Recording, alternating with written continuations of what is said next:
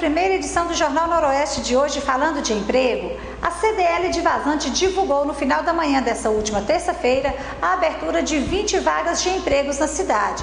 As vagas a serem preenchidas são nas áreas de construção civil e segurança do trabalho, além de motoristas e apontador. As vagas disponíveis são ajudante e servente com 10 vagas, pedreiro 5 vagas, técnico de segurança do trabalho com 2 vagas, motorista de categoria D 2 vagas e apontador 1 vaga. É necessário que os interessados em preencher as vagas tenham experiência em carteira de 6 meses e idade de 21 a 45 anos para trabalhar em mina subterrânea. Os candidatos às vagas devem deixar currículos na CDL de Vazante ou enviar pelo e-mail para cdl@cdlvazante.com.br até nesta quarta-feira. Acesse também o site da entidade da CDL e confira outras vagas disponibilizadas. Você costuma comprar ou mesmo tomar remédios sem prescrição médica? A automedicação é definida como o uso de medicamentos sem prescrição médica, onde o próprio paciente decide qual fármaco usar. Muitas vezes ele é influenciado por familiares, amigos e até pelo próprio funcionário da farmácia. Isso é um sério problema para a sua saúde. Vejam. Dor de cabeça e um comprimido, uma dor nas costas e outro comprimido. Muitas vezes a gente se automedica sem saber dos riscos que estamos correndo quando fazemos isso. Vamos assistir agora um vídeo que vai apresentar tudo o que pode acontecer, desde problemas mais tranquilos como problemas mais graves também. Acompanhe junto comigo. Quem nunca tomou um remédiozinho sem receita médica ou aumentou a dose de um medicamento para potencializar o seu efeito? Segundo uma pesquisa do Instituto de Ciência, Tecnologia e Qualidade, cerca de 76% dos brasileiros praticam a automedicação. Indicado por familiares, amigos ou colegas de trabalho, ninguém gosta de passar dor ou incômodo, não é mesmo? Mas o risco dessa prática pode ser fatal.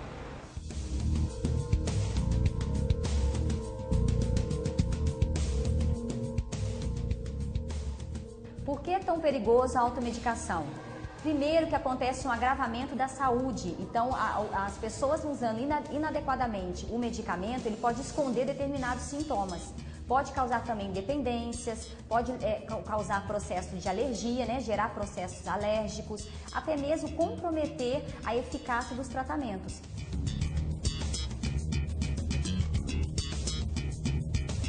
E também, em casos piores, levar até mesmo a óbito, à morte. Um outro problema também, vamos colocar assim, é a combinação inadequada, que é o uso do medicamento, que ele pode ou anular ou potencializar a ação do outro medicamento. Então é combinação, associação. Então a automedicação não é legal e não é correto.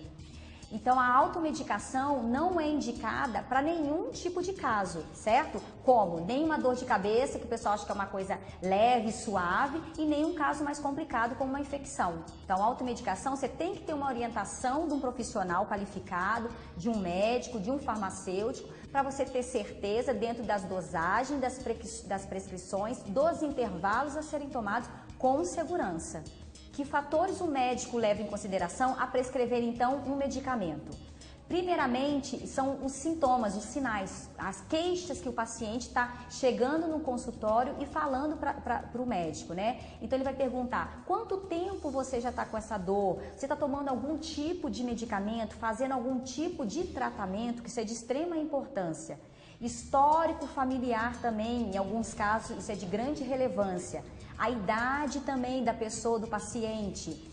O sexo é feminino, se é masculino, também é de grande relevância. Principalmente no caso feminino, a suposição, né, a hipótese de estar grávida, que tem determinados medicamentos que durante a gestação não podem ser tomados.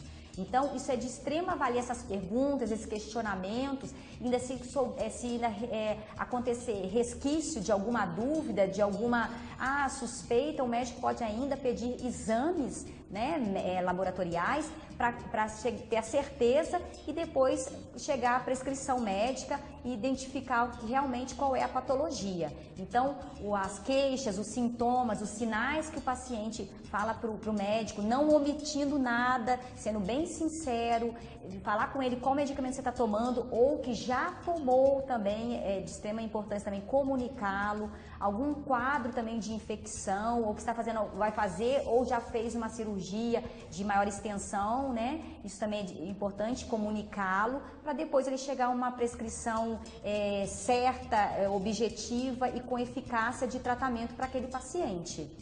Então, para fazer uma boa prescrição médica, o médico profissional da saúde faz uma ampla, vamos dizer, pesquisa, podemos colocar dessa maneira, para chegar a um bom diagnóstico, um diagnóstico correto para ter a prescrição. Então, não é simplesmente você achar que está com aquele sintoma, que está com aquele dorzinha ali, uma queixa aqui de uma dor, uma torção, que pode se automedicar e comprar qualquer tipo de medicamento que a tua prima usou, que o teu colega usou, que vai ser tão eficiente para você quanto foi para os teus amigos, para os teus parentes. Então, você pode observar que são vários tipos de questionamentos, de pesquisas, o médico pergunta vários tópicos para o paciente até chegar a um diagnóstico correto, e também acontece o quê? Você vai ter o acompanhamento do médico para ver também se o remédio está sendo eficaz naquele tipo de patologia, né?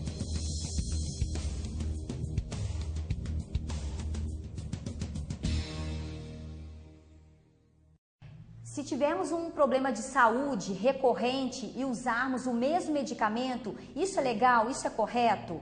Não é legal. Todo medicamento deve passar por avaliação médica e ser acompanhado pelo profissional da saúde. Uma vez que você pode mascarar um sintoma de uma doença mais grave, né?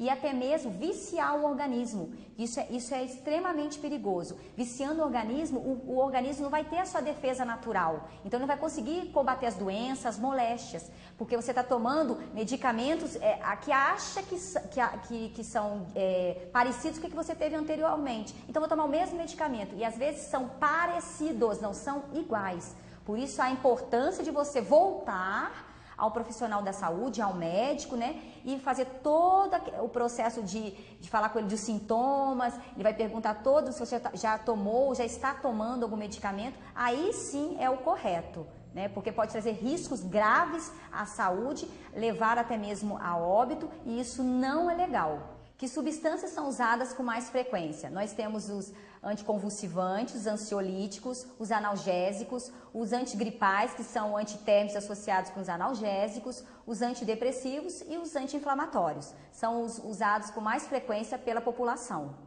E as consequências do uso indiscriminado dessas substâncias, principalmente, são o quê? Se você não obedecer a dosagem e os intervalos de prescrição corretamente, a gente chama de janelas terapêuticas. O que é isso? Onde você tem a concentração mínima de eficácia versus a concentração de toxicidade muito próximas. Então, quanto menor for essa distância entre essa concentração de eficácia e a tóxica, você terá grandes riscos à saúde. Então, pode comprometer a tua saúde, levando até mesmo a problemas mais graves e ao óbito. Os antibióticos podem trazer muitos riscos à saúde se forem usados de forma incorreta, e até mesmo a suspensão do uso de antibióticos no meio do tratamento. Então, o que acontece? Os antibióticos são utilizados para combater um processo de infecção, mas ele combate as bactérias infecciosas, mas também combatem as bactérias que protegem o nosso organismo, fazem parte da nossa, vamos dizer assim, da nossa flora bacteriana, certo? Então, ele combate ali também as bactérias que protegem. Fazendo isso, dá espaço para as bactérias patogênicas, criando então doenças que ficarão mais resistentes aos antibióticos. Isso não é legal. Outra parte também que o uso indiscriminado ocasiona um malefício, vamos dizer assim, à saúde, é você interromper o tratamento. Então, se você viu que lá os seus sintomas terminou, ou cessou, diminuiu em 3, 4 dias de uso do antibiótico, a pessoa para. Aí o que acontece? O antibiótico matou as bactérias menos resistentes, mas as mais resistentes estão ali, persistindo. Então, consequentemente, quando voltar essa doença, a gente vai estar com sintomas mais graves, né, com agravamento ainda mais da doença, e querendo ou não, também as bactérias vão estar mais resistentes àquele antibiótico. Nós teremos que trocar o antibiótico por um mais resistente, até mesmo um mais forte, que pode ocasionar outros tipos de problemas. Então, também não é legal. Então, e outro detalhe de grande valia a gente ressaltar aqui, que também o uso indiscriminado de antibióticos sem uma orientação, sem uma dosagem correta, sem intervalos corretos, ele pode ocasionar glóbulos brancos, aumento de glóbulos brancos, gerando, vamos dizer assim, ocasionando uma leucemia, né, nos piores casos. Então, o uso correto de antibióticos, entre outros medicamentos, é de extrema valia. Então, procure o profissional da área da saúde, o seu médico, o farmacêutico, e tenha consciência que o uso indiscriminado e a automedicação não é legal para você, para a tua saúde e para a tua qualidade de vida.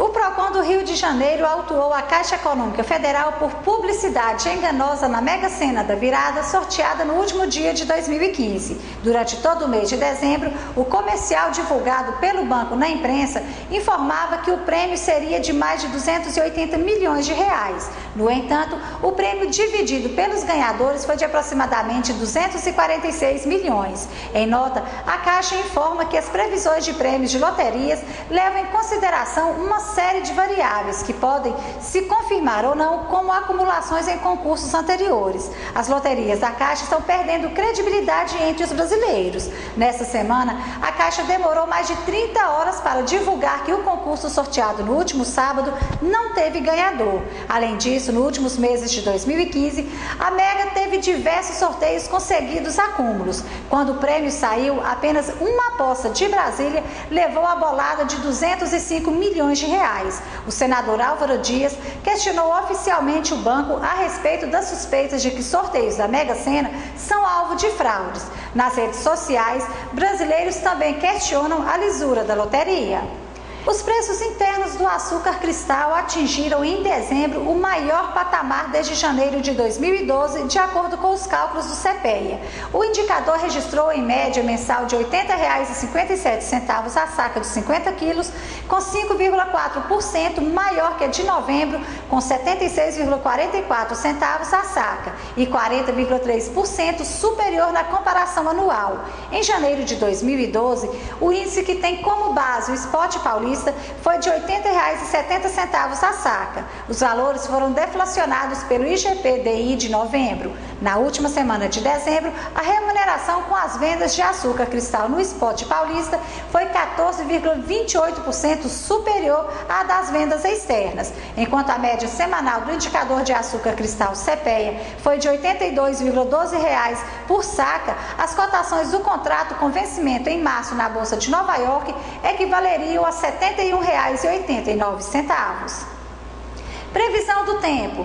Nessa quinta-feira, uma massa de ar seco deixa o tempo mais estável sobre boa parte do sudeste do Brasil. Em Minas Gerais, o tempo deve ficar parcialmente nublado, com possibilidade de pancadas de chuvas isoladas nas regiões Noroeste, Norte, Triângulo Mineiro e Alto Paranaíba. Nas outras regiões do estado, o tempo deve ficar ensolarado a parcialmente nublado. Em Vazante, a previsão é de tempo chuvoso durante o dia e a noite, com temperatura mínima de 20 e a máxima prevista de 31 graus. As inscrições SISU 2016 começam em 11 de janeiro e muitos dos participantes da última edição do Enem de 2015 aguardam ansiosos este mês em que serão abertas as inscrições para o primeiro processo seletivo do Sistema de Seleção Unificada, o SISU 2016. O período de inscrições terá início no dia 11 e segue aberto até o dia 14 de janeiro. No dia 18 será divulgado o resultado do SISU 2016. A partir daí, estará aberto também o período para manifestar interesse em participar da lista de espera até o dia 29 de janeiro. As matrículas dos selecionados deverão ser procedidas nos dias 22, 25 e 26 de janeiro na Secretaria da instituição ofertante da vaga para o qual se candidatou.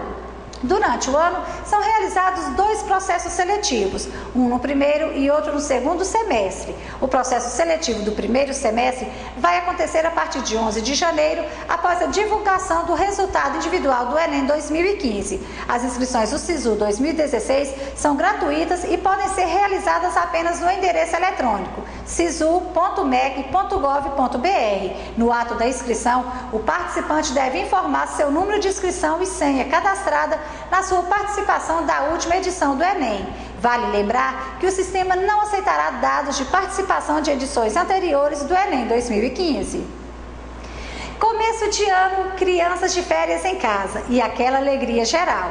Que tal preparar um hot dog diferente para agradar na hora do lanche? Vejam essa dica do dia. E aí, Manolo, tá começando o primeiro Comidas de Boteco de 2015. Bateria nova, renovado, Perrone tá 0 bala. Tô até falando mais rápido, ó. Fiz dicção com meu amigo aqui. Então vamos lá, trouxe uma receita louca, uma receita de você pirar o cabeção. A gente vai fazer uma salsicha empanada. Só que eu nem vou te falar como que eu vou empanar. Essa é vendo pra crer. Então vamos lá. Diretor, solta a vinheta que eu tô derretendo. Bora lá. Pra gente começar a fazer nossa salsicha empanada, o que eu vou precisar? Eu preciso aqui de 200 gramas de mussarela ralada em ralo grosso. Se você quiser comprar aquela peça quadrada e ralar em casa, ótimo. Se não, tem alguns mercados que já oferecem esse serviço, paga um pouquinho mais caro, mas evita fazer a sujeira na cozinha. Então eu vou colocar aqui no nosso recipiente a mussarela. Lembrando que tem que ser mussarela, não pode ser queijo prato, não pode ser nenhum outro queijo. Tem que ser mussarela. Vamos colocando aqui, a gente vai dar aquela mexida para deixar ela mais soltinha. O nosso próximo ingrediente, eu tenho aqui uma peça de ricota. Você pode usar queijo branco, você pode usar outro queijo. Eu acho que a ricota casa bem com a mussarela. Aqui a gente vai dar uma ralada no ralo fino e vamos agregar junto com a nossa mussarela. Então aqui é bem rápido, não tem muito segredo.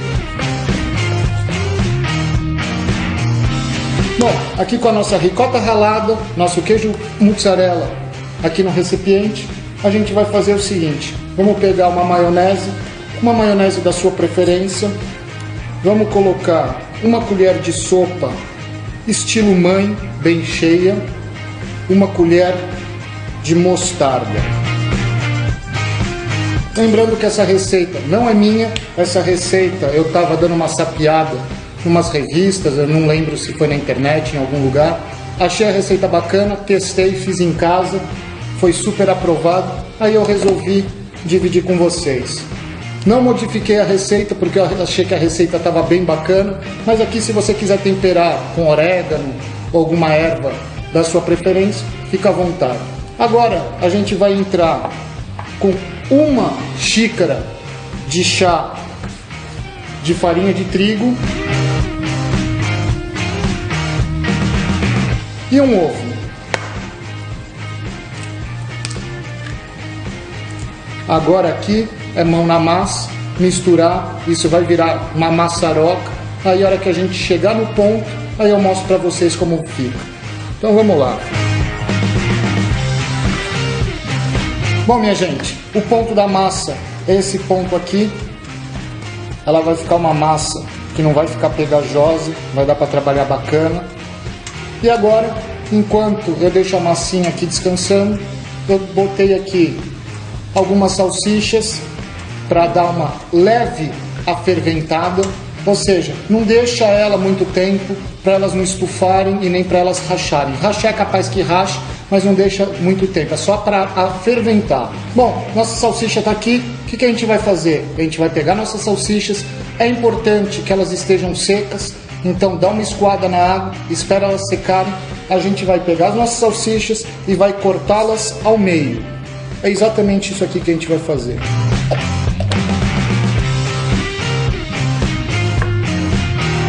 Bom, o que a gente vai fazer aqui é o seguinte: eu vou tirar uma porção de massa, nós vamos abrir essa massa, você pode abrir ela na mão, que eu acho que fica mais fácil, não precisa esticar muito, igual eu fiz, que ela se quebrou, deixa uma camada razoavelmente grossa, nós vamos pegar uma salsicha, colocar aqui no meio e enrolar ela como se fosse um quibe.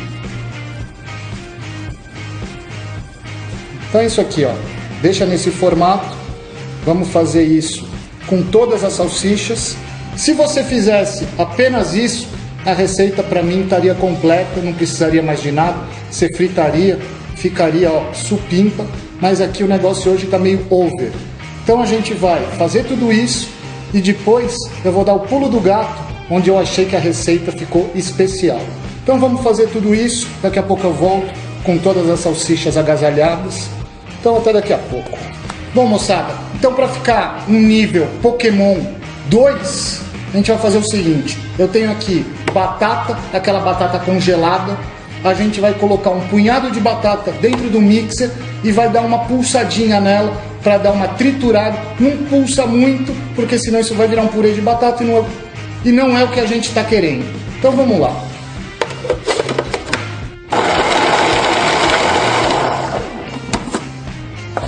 É isso aqui. Vai ficar uma farofa de batata. E o que a gente vai fazer? A gente vai pegar essa farofa de batata, a gente vai colocar num prato, a gente vai pegar nosso bolinho, passar na clara de ovo e empanar com isso e fritar. Eu vou desmontar essa trapizomba que eu fiz aqui, essa bagunça, vou empanar para vocês verem e a gente vai fritar e depois a gente vai comer. Mas antes, meu amigo, faz o seguinte, quando eu desmonto tudo, já dá aquele like maroto no nosso vídeo. É vídeo de 15 em 15 dias, então eu preciso muito daquele like. Isso dá trabalho, tô suando, temperatura na cozinha de 50 graus, então dá aquela força aqui pro Perrone, que o Perrone tá virando o rei do YouTube, é comidas de boteco, é sanduba insano, é Weber milanesa, tem um Maurício aqui com o nosso inglês de bolso, então a gente precisa desse like. Então vamos lá, dá like, compartilha, que eu já volto.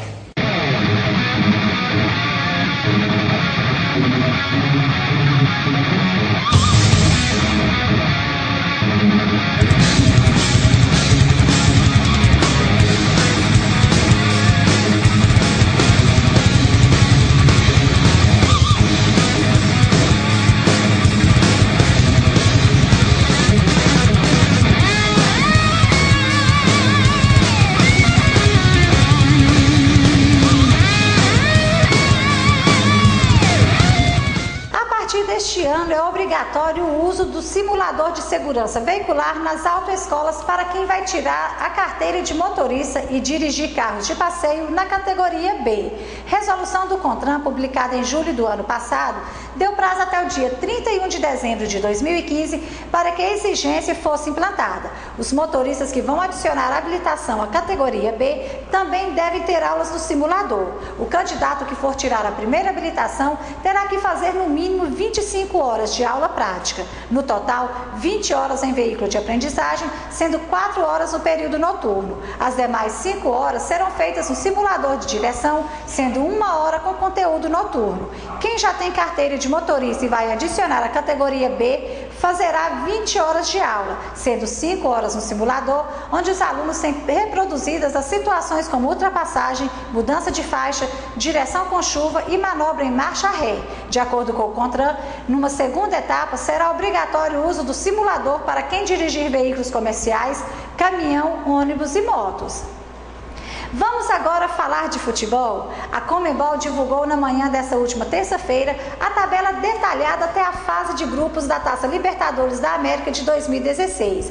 Os 5 clubes brasileiros na disputa são Atlético Mineiro, Corinthians, Grêmio, Palmeiras e São Paulo, que estrearão fora de casa, sendo que o tricolor ainda participa da primeira fase eliminatória. O São Paulo disputará o mata-mata contra o César Vallejo do Peru. O time paulista faz o jogo de ida no dia 3 de fevereiro e define o duelo no Morumbi uma semana depois, no dia 10. Se avançar, passará a integrar o grupo 1 e a estreia seria como mandante diante do TS Trojans da Bolívia. O próximo brasileiro a entrar em campo é o Palmeiras no grupo 2. Vai debutar em 16 de fevereiro contra o River Plate do Uruguai ou Universidade de Chile, que duelam na primeira fase fora de casa. A tabela da Conmebol, entretanto, foi publicada com erro de digitação, apresentando 2 datas subsequentes meses no calendário palmeirense. Depois de visitar o Rosário Central no dia 6 de abril, teria novo compromisso no dia seguinte contra o River Plate do Uruguai ou Universidade de Chile em São Paulo.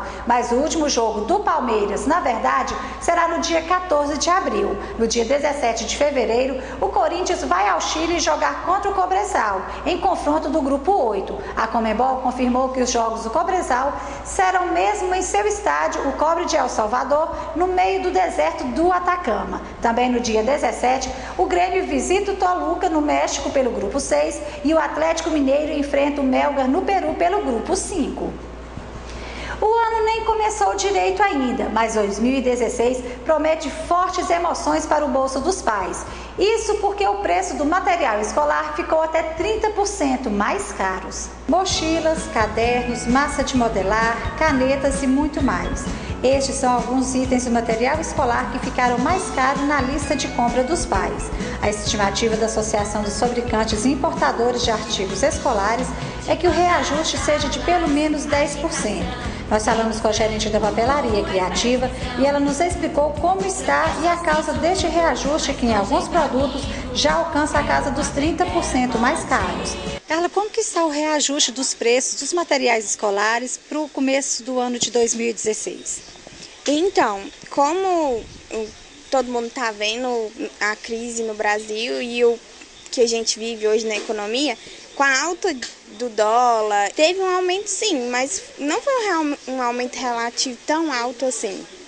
Quais foram os produtos que mais teve aumento de preço com relação ao reajuste que você pode destacar? Assim, algumas mochilas veio com aumento maior, massa de modelar, alguns materiais, mas não foi um aumento tão estrondoso assim. Teve um aumento, mas foi pequeno. Alguns casos, como a desvalorização do real, a alta do dólar, do aumento dos insumos e da mão de obra, fizeram com que os preços subissem. Os produtos fabricados no Brasil, como caneta, borracha e massa de modelar, podem ter um aumento de 12%. Já os importados terão um aumento maior ainda, de até 30%. Quero aprender contigo e começar. É tão gostoso, tudo é diferente. Uniforme novo, inteligência tenho, estudar é... Carla, vocês compraram os materiais para o começo de ano já no final de 2015 para poder até segurar um preço mais, para poder não pesar tanto no bolso do consumidor? Isso, a gente começa a fazer as compras de volta às aulas no mês de outubro, aí a gente compra outubro, novembro, dezembro. Assim, a gente compra bem antes para não pegar esse valor. Principalmente esse ano a gente preferiu comprar bem antecipado, porque todo economista está dizendo que ia ter um aumento e tudo mais, a gente resolveu pegar. Porque até as empresas também não estão fabricando tanto, então corria o risco da gente ficar sem produto, que até elas estão freando, né? Muitos pais, por precaução, já fizeram a compra do material escolar dos filhos, mas o movimento ainda continua grande. E para ajudar nessa tarefa, a gerente da papelaria dá algumas dicas na hora de realizar essas compras que podem aliviar um pouco o peso no bolso do consumidor e ganhar algum desconto. O que você pode dar de dica, uma dica que você pode dar para os pais que está fazendo para poder economizar um pouquinho a mais? Procurar fazer orçamento e cotação e ver, né? Pesquisar. E procurar sempre comprar tudo no mesmo lugar e pedir aquele bom desconto. É isso também. E comprar tudo reunido e ganhar um desconto, né? De volta às aulas, agitação, tênis branco, à espera de visão.